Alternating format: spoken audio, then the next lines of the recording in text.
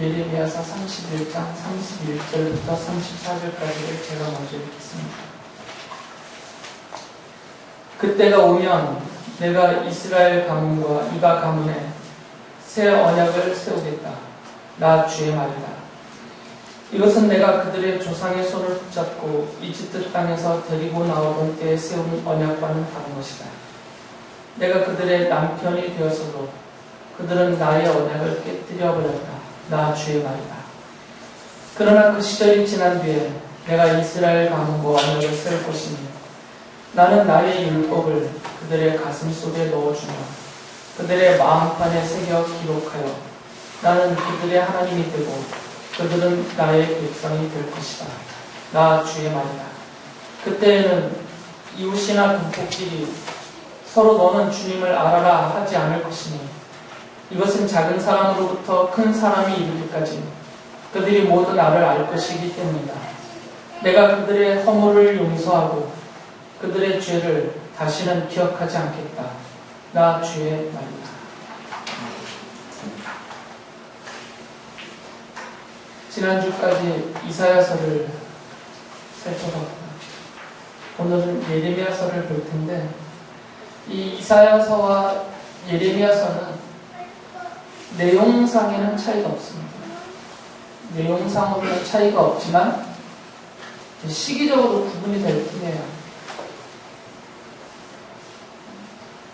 바빌로니아의 침공으로 인해서 예루살렘이 함락되고 유다가 멸망하는 그 시점이 세계사에도 기록이 되어 있는 시기이죠.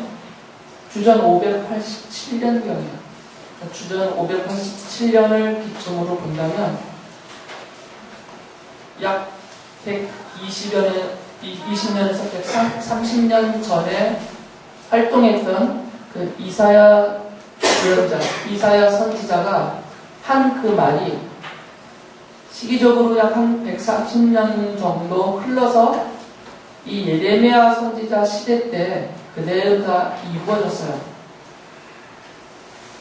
그러니까 내용에는 차이가 없고 시기적으로 이사야 선지자는 역사적으로 드러난 결과를 놓고 본다면 약 130년 후에 벌어질 유다의 멸망 그것을 미래적으로 예언을 했고 예레미야 선지자는 그 예언의 내용대로 130년 정도가 흐른 다음에 실제로 벌어진 일들에 대해서 설명을 해주고 그 의미를 해석해주고 왜 그런 일을 하나님이 하셨는지를 이스라엘 사람들에게 설명을 해주는 성경입니다. 전에도 말씀드렸듯이 구약 성경 시대에 하나님의 백성의 대명사가 이스라엘이었어요. 이스라엘 사람들. 이스라엘 사람들이 100% 완전한 하나님의 백성이다 이 말이 아니고 하나님의 백성을 가리키면서 부르는 대명사가 이스라엘 사람이라는 거였고요. 신약 성경 시대에는 하나님의 백성들을 가리키면서 부르는 대명사가 성도예요. 그래서 부르는 대명사일 뿐이고 실제로 누가 하나님의 백성이냐는 그 사람의 내면을 봐야지만 알 수가 있습니다. 이스라엘 민족 가운데 있더라도 그 중에서 그 사람의 내면을 살펴서 하나님을 믿고 하나님의 말씀대로 섬기며 따라 사는 사람이라면 그는 진정한 하나님의 백성이고요. 그런 믿음과 그런 삶이 없다면 크게 하나님의 백성이라고 이렇게 그냥 대명사처럼 불리워지는 이스라엘 사람이다라고 하더라도 진정한 하나님의 백성은 아니라는 거죠. 지금도 마찬가지고요. 그래서 이사야 시대 때나 예레미야 시대 때나 이 이스라엘 사람들에 대해서 말하고 있는 내용은 대명사 형태로는 이스라엘 민족 사람들을 말하지만 실제로 성경적인 의미를 따지면 그 안에 진정한 믿음이 있는 하나님의 백성들에 대한 하나님의 말씀이다라는 것이죠. 그래서 시대적인 배경을 열왕기서나 역대기서를 이렇게 참고해서 보면 그리고 예레미야서의 내용을 살펴보면 이사야가 예언했던 내용들이 시기적으로 이렇게 성취되어져 가는 과정이 성경의 기록과 세계사의 기록에 그대로 일치되게 드러나고 있습니다. 주전 627년경에 예레미야서는 그렇게 시작이 됩니다. 요시야가 왕이 되어서 13년을 통치하던 때 예레미야가 하나님의 말씀을 받아서 전하는 말이다 라고 시작을 해요. 이때가 언제냐면 주전 627년경입니다. 주전 627년경에 예레미야가 예언자로서 이스라엘 사람들 앞에 하나님의 보내심을 받아서 등장을 하죠. 그리고 예레미야서의 기록의 마지막은 주전 587년에 바빌로니아의 느부갓네살 왕이 군대를 이끌고 쳐들어와서 세 차례 침공이 있었죠. 예루살렘을 함락시킵니다. 상전하던 예루살렘을 함락시키고 성벽을 부수고 성전을 부수고 그 안에 있는 모든 것을 노략하면서 예루살렘에 살던 주요한 유다 사람들을 다 포로로 잡아가죠. 왕족, 귀족, 또 유력한 인물들 이런 사람들을 다 포로로 잡아갑니다. 이때가 주전 587년이에요. 예레미야 선지자는 그때도 계속 예루살렘이 함락되는 그 시기에 그 자리에서 여전히 하나님의 말씀을 전하고 있었고요. 예루살렘이 함락될 때 그 중에 일부의 사람들이 이집트로 도망을 치는데 이집트로 도망치면서 이 예레미야 선지자를 사로잡아서 끌고 가요. 그래서 예레미야 선지자가 이집트에 끌려가서 그 이집트에서도 몇 년 동안 또 하나님의 말씀을 전합니다. 그 이후로는 예레미야 선지자의 죽음에 대한 기록은 성경에 나오지 않지만 아마 그 이집트에서 몇 년 후에 죽었을 것이에요. 실제로 유대인들에게는 그렇게 알려져 있습니다. 전설처럼. 그러니까 이 예레미야 선지자라는 이분은 요시야가 왕이 되어 13년을 통치한 주전 627년경에 예언자로 등장을 해서 보내심을 받았죠.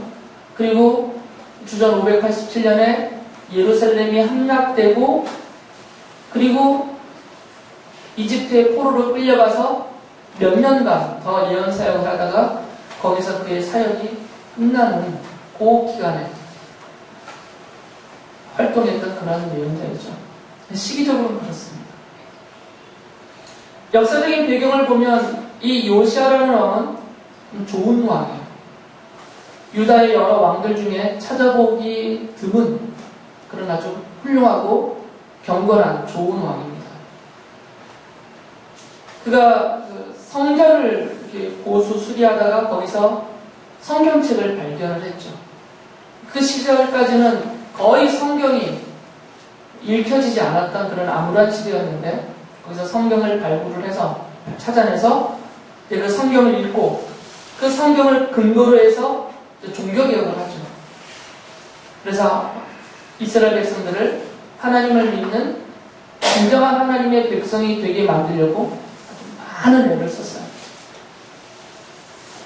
그리고 그 당시에는 서남쪽에는 이집트라는 강력한 나라가 있었고 또 북쪽으로는 아시리아라는 나라가 있었고 그리고 동쪽 방면에는 바빌로니아라는 나라가 등장을 했는데 이 세 나라가 서로 패권을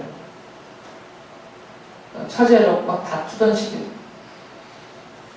그래서 이런 어떤 강대국들 사이에서 세력이 거의 비슷하니까 요시야가 잃어버렸던 북쪽 영토를 찾으려고까지 그때 노력을 했던 사람입니다. 그러니까 종교적으로는 종교를 개혁하면서 신앙을 회복하려고 했고 또 국가적으로는 영토를 회복하려고 애를 썼던 사람이에요. 그러다가 주전 609년에 이집트가 자꾸 자기의 지배권에 있었던 유다가 독립을 하려고 하니까 유다를 쳐들어왔는데 그때 요시야가 싸우다가 무기 떨어놓은 곳에서 죽게 되죠. 안타까운 죽음을 맞습니다. 이분이 좀 더 오래 살았더라면 이 유다라는 나라는 많이 회복이 됐을 터인데 이때 죽어버려요. 그래서 이스라엘 사람들이 이 요시아의 아들인 여호아하스를 왕으로 세우려고 했는데 이집트가 이것을 허락을 하지 않고 여호아하스는 바빌로니아로 사로잡아 가버리고 여호야김이라는 사람을 왕으로 앉혀놓고 통치를 하죠. 그 다음에 이 여호야김이 왕으로 있을 때 시간이 얼마 지나지 않았어요. 고작 한 4년 정도 지난 다음에 이 이집트가 갈그미스라는 그 지역에서 바빌로니아 군대에게 완전히 대패를 합니다. 그래서 세력을 완전히 잃어버리죠. 이때가 주전 605년경이에요. 그래서 이 바빌로니아라는 나라가 유다를 포함해서 그 지역 모든 땅을 다 지배하게 되죠. 그래서 여호야김도 어쩔 수 없이 이제는 이집트를 섬기지 않고 바빌로니아를 섬기게 됩니다. 그러다가 이제 이 여호야김이 다시 이집트가 약간의 회복이 되고 나서 이집트의 도움을 받아서 바빌로니아로부터 독립을 하려고 했어요. 정치적으로. 그래서 바빌로니아가 다시 유다를 쳐들어오죠. 그리고는 완전히 유다를 멸망시켜버립니다. 아예 나라 자체를. 그때가 주전 587년이에요. 그래서 이 여호야김 다음으로 시드기야라는 사람을 왕으로 세워놓고 통치를 하다가 이제 그마저 사로잡아서 바빌로니아로 끌고 가고요.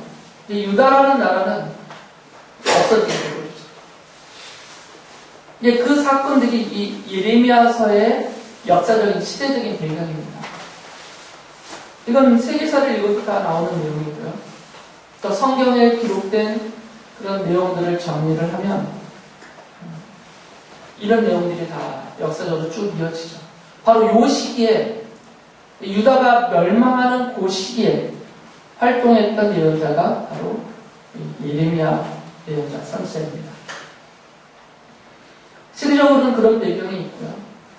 그럼 이 예레미야서는 무엇에 대해서 말하고 있는 성경이냐를 넓게 오늘은 좀 개론처럼 살펴보고 다음 주부터는 강론으로 하나씩 자세하게 좀 더 살펴보려고 합니다. 저의 이런 표현법과 사용하는 단어들이 너무 딱딱해서 무슨 학교 수업 듣는 것처럼 여러분이 많이 힘들 텐데 그럼에도 불구하고 제가 이렇게 좀 딱딱한 용어들을 사용하는 것은 개념 정립이 잘 돼요. 이런 단어들을 쓸 때 두루뭉실 스토리텔링이라는 하는 것처럼 이야기체로 막 얘기를 해버리면 들을 때는 쉽게 들리는데 나중에는 기억에 잘 안 남아요. 근데 개념이 분명한 단어들을 사용을 하고 그런 문장들을 사용을 하면 재미는 없지만 감동적이진 않겠지만 내용은 정립이 됩니다. 그 단어만 떠올려도 그 단어 안에 담겨있는 그런 내용들이 있으니까 그게 생각이 나기 쉽거든요. 그래서 제가 여러분을 고생시키려고 의도적으로 그런 것은 아니고 좀 더 성경을 잘 기억하도록 성경의 내용들을 좀 더 명확하게 기억하고 이해하시도록 하기 위하여서 이렇게 말하고 있어요.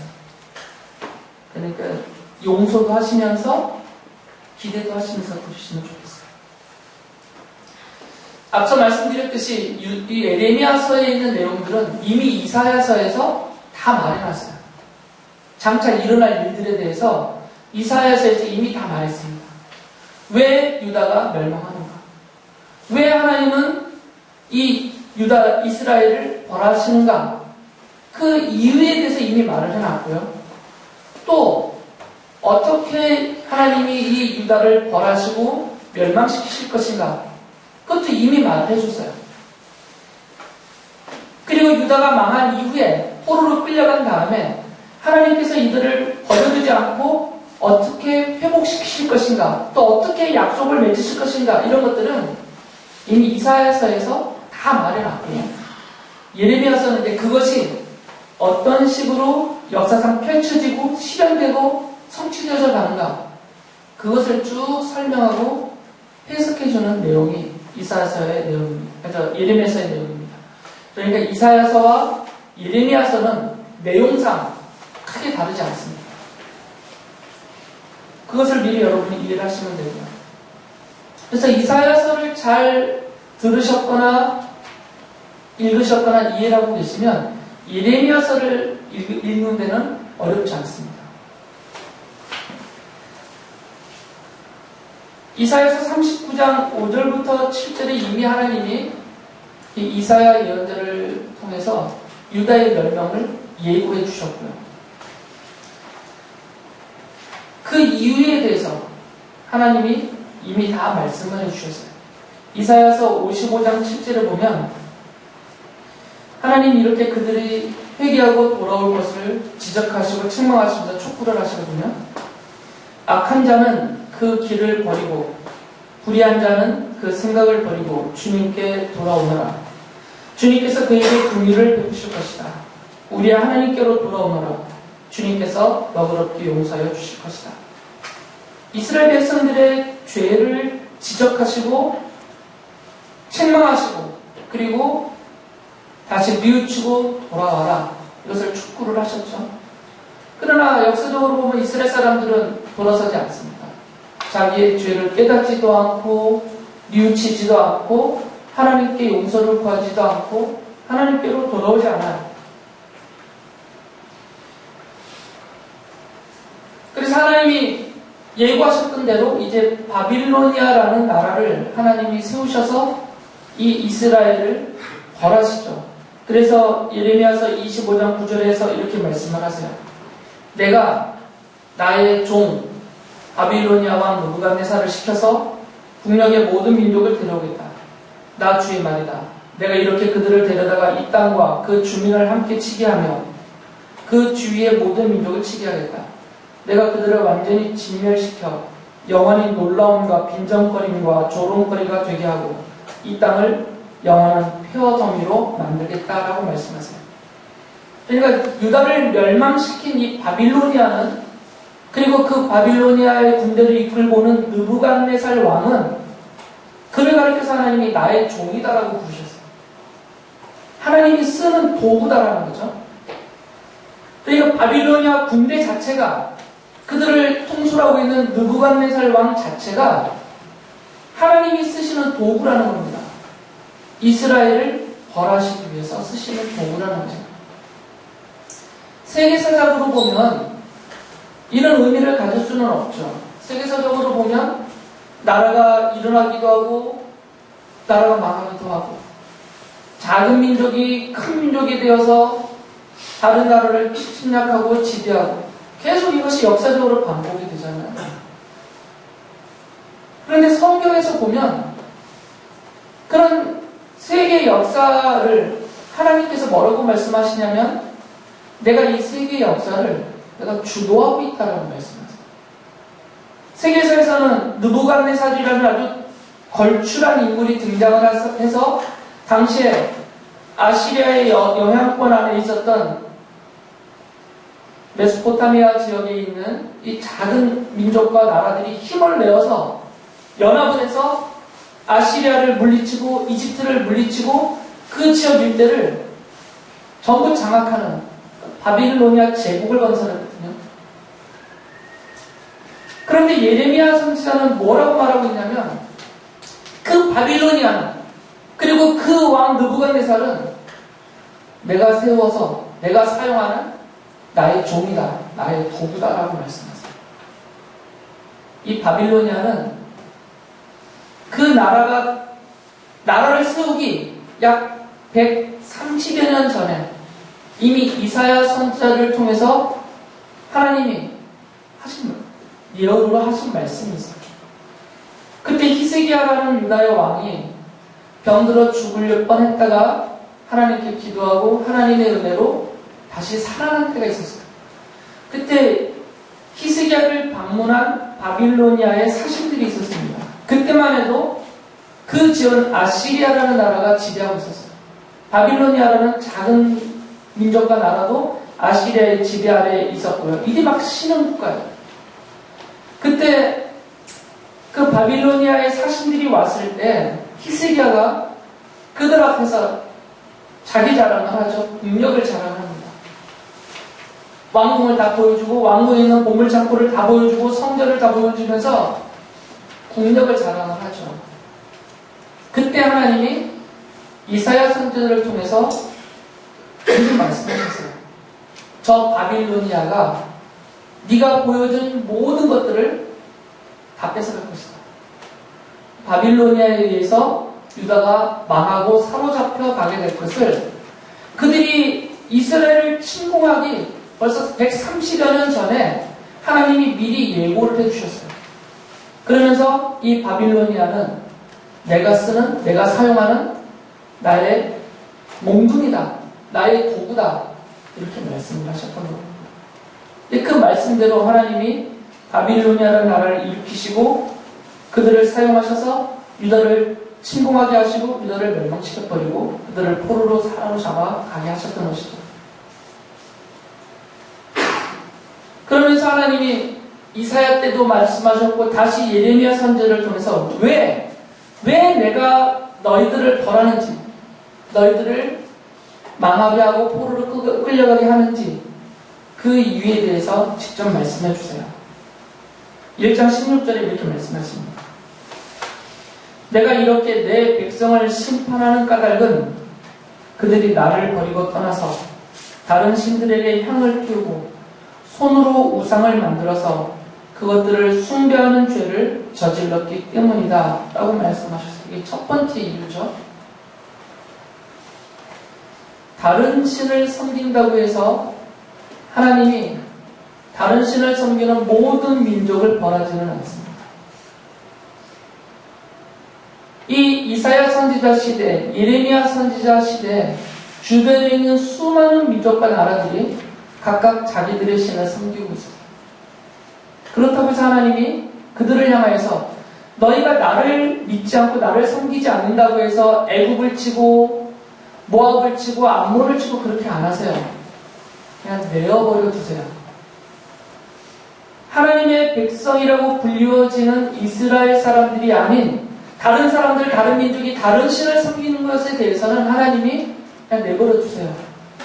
그러나 이스라엘 사람들이 하나님을 버리고 다른 신을 섬기는 것에 대해서는 내버려 두실 수가 없었어요. 그 이유는 말씀드렸던 대로 이스라엘 사람들은 하나님의 백성의 구약 성경 시대의 대명사이기 때문에 그것은 이스라엘 사람들만 그렇게 생각하는 것이 아니라 주변에 있는 사람들이 다 그렇게 알고 있어요. 저 이스라엘 사람들은 여호와 하나님의 백성들이다. 주변에 있는 사람들이 자기들은 하나님을 믿지 않고 인정하진 않지만 그렇게 부르고 있어요.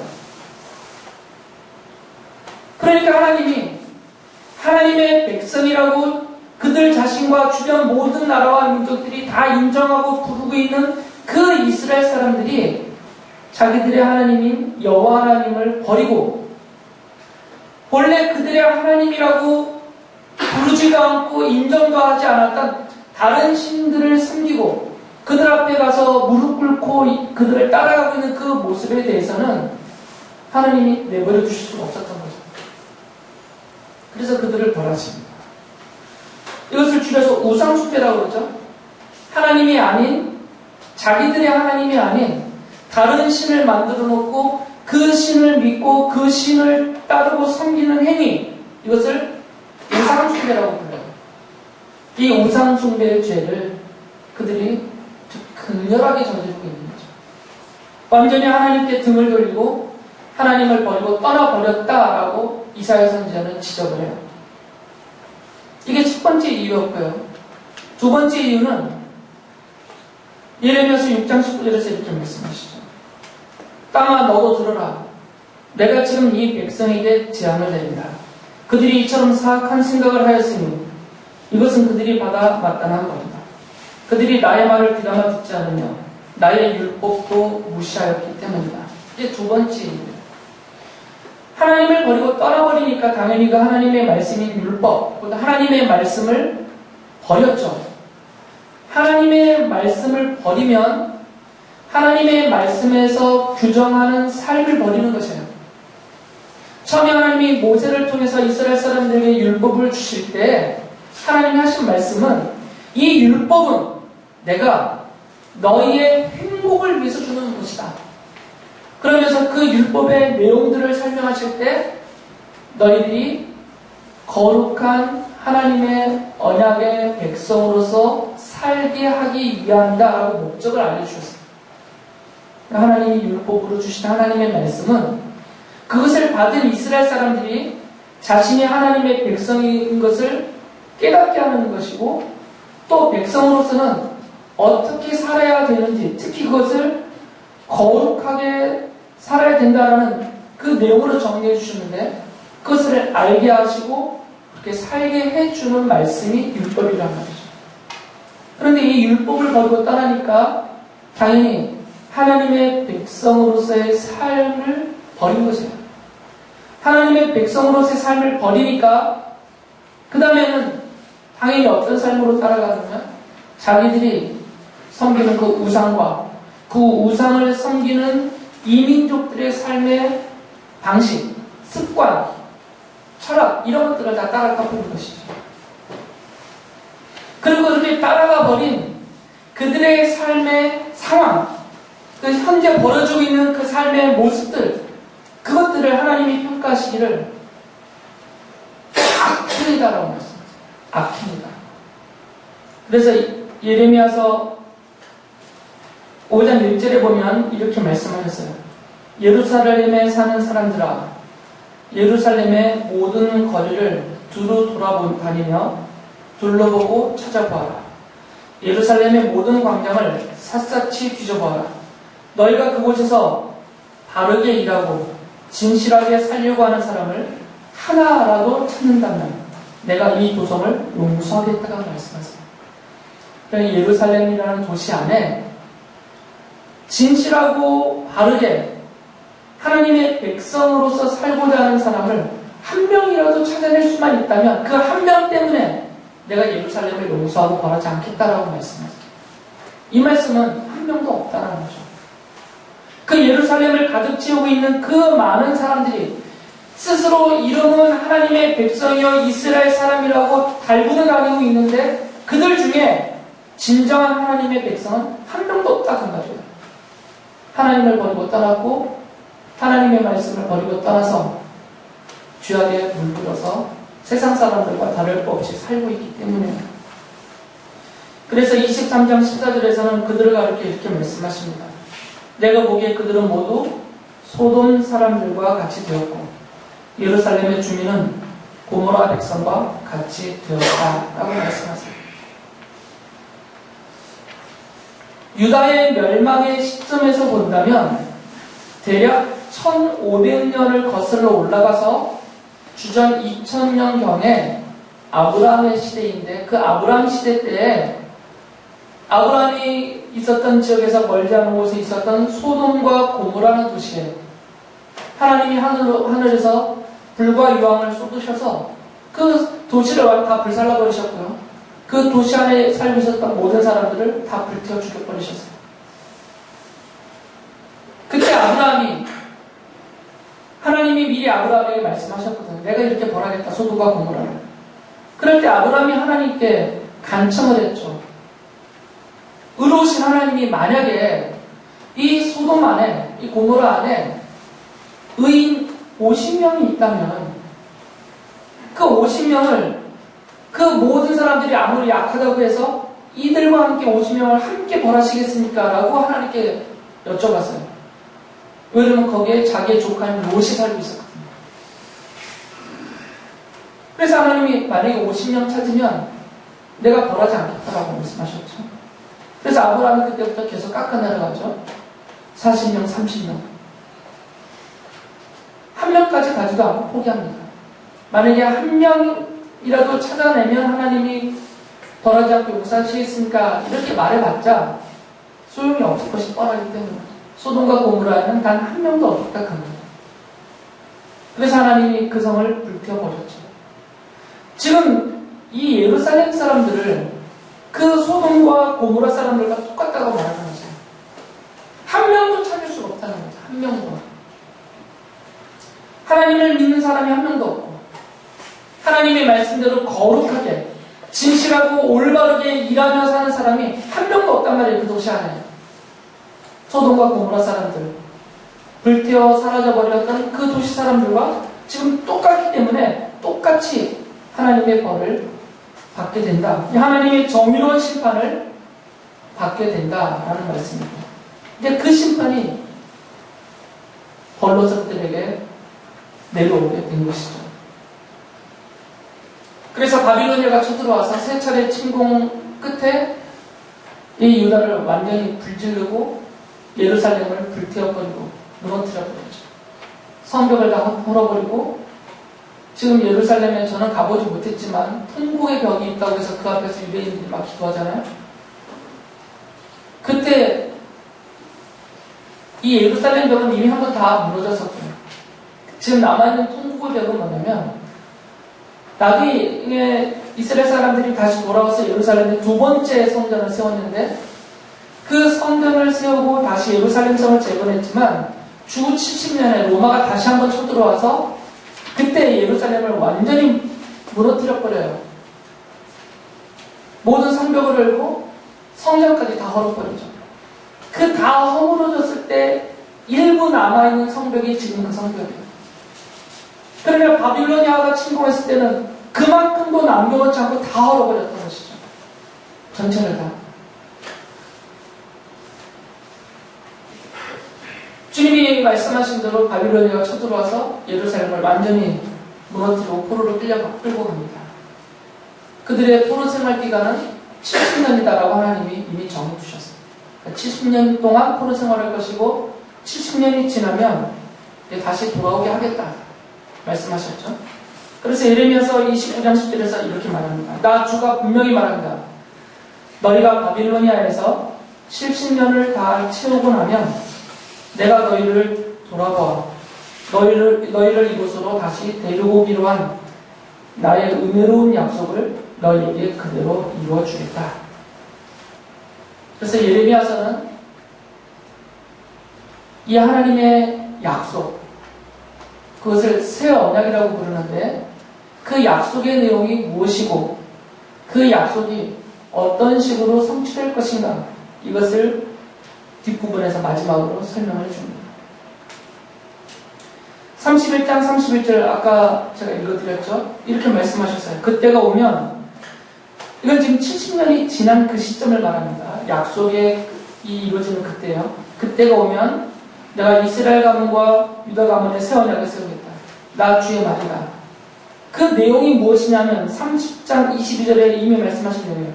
너희는 나의 백성이 되고 나는 너희의 하나님이 될 것이다. 이 약속은 영원한 약속이다라고 말씀하셨어요. 하나님은 이스라엘 사람들의 하나님이 되고 너희의 하나님이 되고 너희들은 나의 백성이 될 것이다. 이제는 그냥 대명사로서의 하나님의 백성이 아니라 진정한 하나님의 백성. 그냥 이름만, 누가 진짜 하나님의 백성인지 구분할 수 없이 이스라엘 이렇게 뭉뚱그리로 불려지는 것이 아니라 이는 진짜 하나님의 백성들, 그들의 하나님이 되고 그들은 나의 백성이 되는 이 영원한 새 언약을 내가 맺고 이루어주겠다라고 약속하셨어요.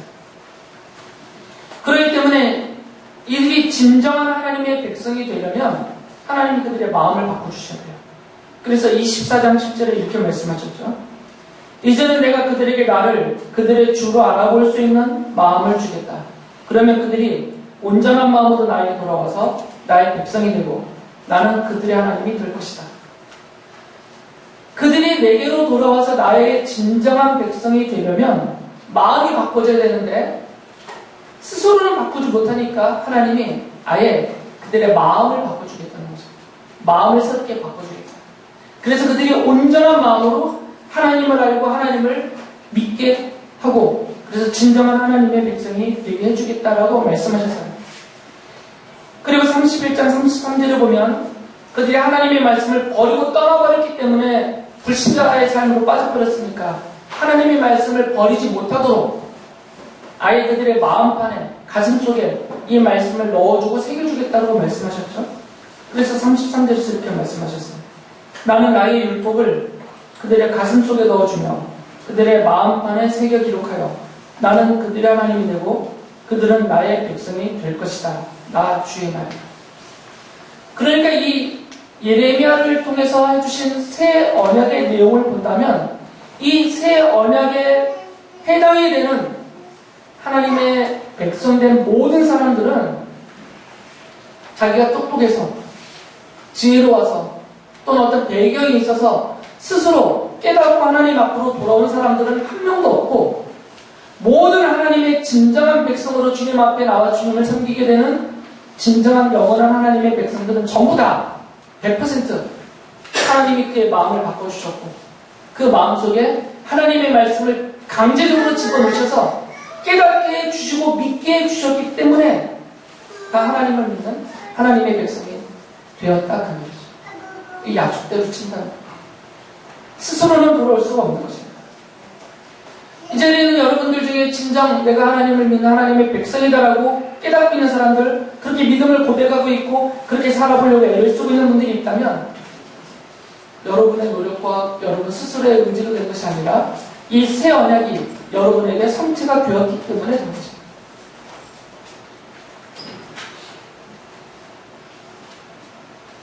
저는 이렇게까지 늘 말을 하죠. 예배당에 발을 딛는 행위 자체가 이 교회를 온다라는 행위 자체, 그 발걸음 자체가 사람의 의지로 되지는 않습니다. 사람의 생각과 의지로 되지는 않습니다. 주님이 그 생각을 주지 않으면, 그런 마음을 갖게 주지 않으면, 또 그런 환경을 만들어주지 않으면, 그날 그 시점에 그 발을 이끌어주지 않으면 이 문을 열고 이 자리에 들어올 수 있는 사람과 그런 발걸음은 단 하나도 없어요. 그래서 예배당에 나와 주님 앞에 예배하는 자리에 앉게 되는 모든 사람에 대해서는 저는 기대가 있습니다. 하나님이 그 사람을 부르셨구나. 하나님의 백성을 삼으려고 하시는구나. 이 새 언약의 백성이 되게 하려고 하시는 하나님의 뜻이 이제 그때가 되어서 그에게 이루어지고 있구나. 이런 기대를 갖고 바라보고 있습니다.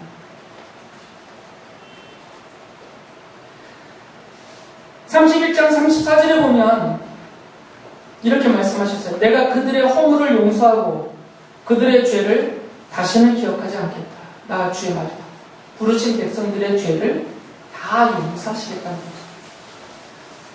죄가 없는 사람들을 찾아서 너야말로 내 진짜 백성답다라고 찾아내어서 불러오시는 것이 아니라 그런 사람은 지금 한 명도 없으니까 하나님이 그를 불러서 마음을 바꾸고 생각을 바꾸어서 하나님을 알게 하고 하나님 앞에 불러놓으시고 그의 죄를 용서해 주시면서 하나님의 백성으로 삼으신다는 거죠.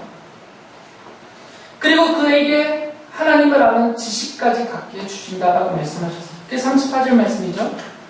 그때에는 이웃이나 동포끼리 서로 너는 주님을 알아라 하지 않을 것이니 이것은 작은 사람으로부터 큰 사람이 이르기까지 그들이 모두 나를 알 것이기 때문이다. 하나님은 믿지 않으면서 교회 생활을 하지 않으면서 성경을 연구하는 사람들이 있습니다. 우리들보다 성경을 더 많이 읽어요. 그들은 비교 종교학을 하는 사람들도 있고 그렇기 때문에 성경을 봅니다. 그러나 하나님을 믿지는 않아요. 성경을 통해서 하나님을 아는 지식을 얻지를 못하고 일반적인 지식으로 학문적인 지식으로 그것을 얻기 때문에 하나님을 아는 지식을 얻지 못하니까 믿을 수가 없는 거죠. 그러나 이 자리에 있는 우리들은 성경도 잘 알고 있고 읽는 분들도 있겠지만 대부분 성경도 잘 읽지 않고 어떤 분들은 일주일에 한 번 이 시간에 이 딱딱하고 재미없는 김찬희 목사의 설교를 30분, 40분, 50분 듣고 땡해요. 그런데 하나님을 믿어요. 대단한 거죠. 그것은 직접적이든 간접적이든 하나님이 우리들에게 하나님을 알 수 있는 지식을 자꾸 넣어주시기 때문에요.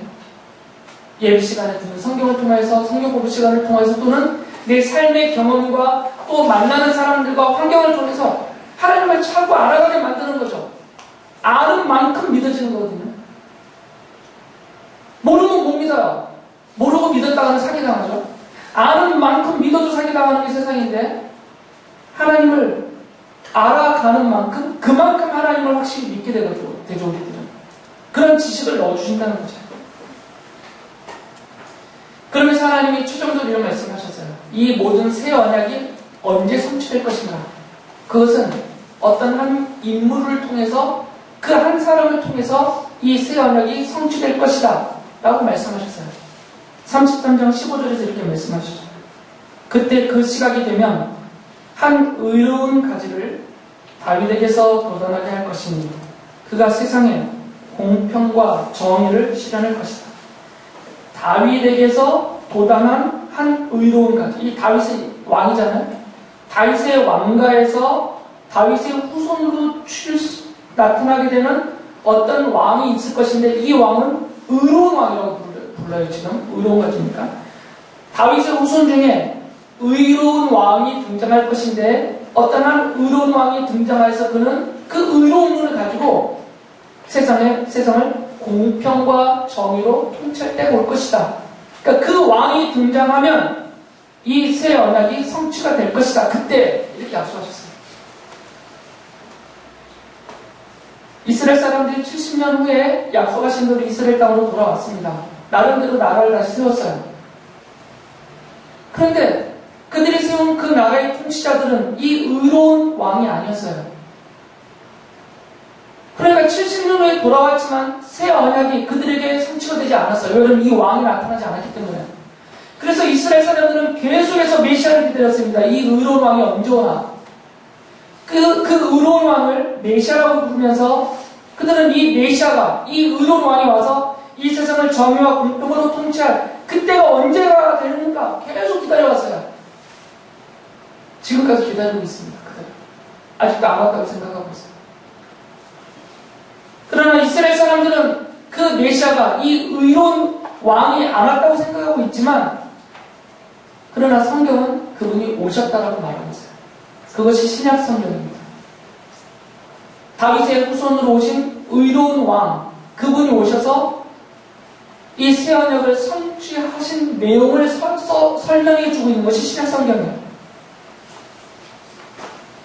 그 중에 한 성경인 이 히브리서 9장 15절이 이렇게 말씀하십니다. 그러므로 그리스도는 예수님이세요. 새 언약의 중지자이십니다. 그는 첫 번째 언약 안에서 저지른 범죄에서 사람들을 구속하시기 위하여 죽으심으로써 부르심을 받은 사람들로 하여금 약속된 영원한 유업을 차지하게 하셨습니다. 예수 그리스도가 바로 이 새 언약의 중재자, 이 새 언약을 그의 백성들에게 성취시켜 주실 바로 그분이시다라고 말하고 있는 거죠. 사도행전 13장 23절에서 그 예수님을 이렇게 부르죠. 하나님이 약속하신 대로 다윗의 후손 가운데서 구주를 세워 이스라엘에게 보내셨으니 그가 곧 예수입니다. 그러니까 이 예수라는 이 인물은 하나님이 약속하신 그 약속대로 다윗에게서 나오는 한 의로운 가지로서 오시는 그 의로운 왕, 바로 그분이시다라고 말씀하고 있습니다. 그리고 이 의로운 왕으로 오신 메시아이신 예수 그리스도가 갈라디아서 1장 4절에 보면 예수 그리스도께서는 하나님 우리 아버지의 뜻을 따라 우리를 이 악한 세대에서 건져주시려고 우리의 죄를 대속하기 위하여 자기 몸을 바치셨습니다. 십자가에서 대신하여 죽으셨다는 거죠. 이 언약을 성취하기 위해서. 내가 다시는 너희들의 죄와 허물을 벌하지 않겠다. 용서하겠다. 아예 없는 것으로 여겨주겠다라고 약속하셨잖아요. 그게 새 언약의 약속이니까. 그 약속을 성취하기 위해서 십자가에서 우리를 대신해서 죽으시면서 우리의 모든 죄를 다 용서받게 해주셨다는 거죠. 그래서 예수님이 살아계실 때 제자들 앞에서 직접 빵을 떼어주시고 포도주가 담긴 잔을 나눠주시면서 이렇게 말씀하셨어요. 누가복음 22장 20절에서 이 잔은 너희를 위하여 흘리는 내 피로 세우는 새 언약이다. 예수님의 십자가 죽으심과 피 흘리심이 바로 이사야가 말했고 예레미야가 말하고 더 거슬러 올라가는 구약성경 전체에서 말하고 있는 이 하나님의 언약, 새 언약을 성취하시는 언약의 피다라고 말씀하신 것입니다. 예레미야서는 이것을 예언으로 계시하고 있는 성경입니다. 그래서 여러분이 예레미야서를 읽으면 이런 단계를 거쳐가셔야 돼요. 첫째는 왜 하나님의 백성이라고 불리워지던 이스라엘 사람들이 망할 수밖에 없었는가? 그들의 죄 때문입니다. 우상 숭배와 하나님의 말씀을 벗어난 악행. 그러면서 우리 자신의 모습을 거기서 발견하게 돼요. 우리도 본래 하나님을 안 믿고 있었고 본래 내 마음대로 살고 있었으니까. 그리고 두 번째는 예레미야서 설명하고 있는 하나님의 심판, 그 벌하심의 과정들을 쭉 역사적으로 읽으면서 하나님이 바빌로니아라는 지금으로 치면 미국과 같은 나라의 그 당시 시대상에서는 그런 강대한 나라를 하나님이 도구로 쓰시는 분이시구나. 하나님이 세계 역사를 같이 그 뜻을 이루어가시는 도구로서 주도하고 계시구나. 이것을 알아야 될 것이고요. 그러면서 이 새 언약, 예레미야를 통해서 말씀하신 새 언약의 내용이 바로 나를 위해서 십자가에서 대신하여 죽으신 예수 그리스도를 통해서 성취가 되었고, 그래서 하나님이 나를 부르셨고 내 마음을 바꿔주셨고 내게 하나님의 말씀을 듣고 깨닫고 믿게 해주시고 또 그 하나님의 백성으로 살아갈 수 있는 의지까지 넣어주시면서 나를 영원한 하나님의 백성으로 삼아주셨구나. 이것을 깨닫고 감사해야 되죠. 그리고 하나님이 약속하신 대로 나를 영원한 하나님의 백성으로 삼으셔서 나와 함께 계시고 동행하시면서 나를 하나님의 백성으로 살아가도록 지켜주시고 돌봐주시고 영원한 그 평화의 나라 새하늘과 새 땅까지 나를 하나님의 백성으로서 주어진 기간 동안 이 땅에서 살아가도록 이끌어주고 계시는 것을 믿고 깨닫고 감사하면서 하나님이 찾으시는 그 한 사람으로서 내가 살아보면 어떨까? 이런 마음의 다짐을 갖는 그런 여러분들이 되시기를 바랍니다.